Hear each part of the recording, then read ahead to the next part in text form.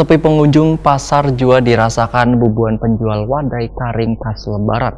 Biasanya seminggu jelang Lebaran berbagai macam wadai karing khas Lebaran ini selalu menjadi pilihan warga. Namun tahun ini penjualan menurun hampir 50% dari tahun sebelumnya.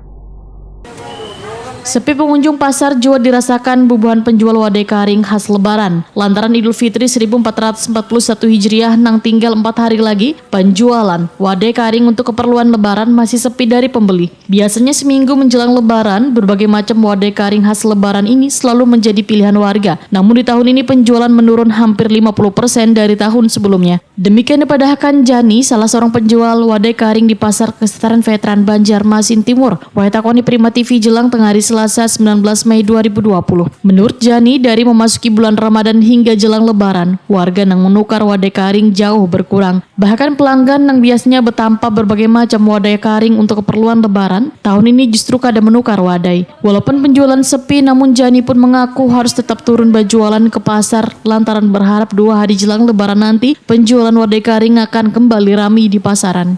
Kan sudah berapa hari nih mulai berjualan kayak ini nih, jelang Lebaran nih? Awal puasa. Awal puasa sudah jualan. Cuma ada peningkatan anak hari raya nih momen lah. Ya peningkatan sedikit lah. Ya orang banyak memang membutuhkannya lah. Hingga.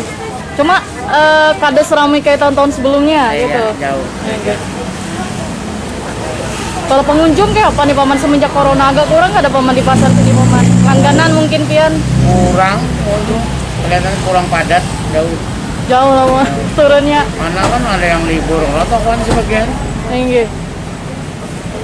Karena orangnya ya, karena duitnya kira-kira. Ada penyakitnya ini orang keluar. Cuman paman tetap turun ke pasar berjual paman untuk kebutuhan sehari-hari paman lah. Ya.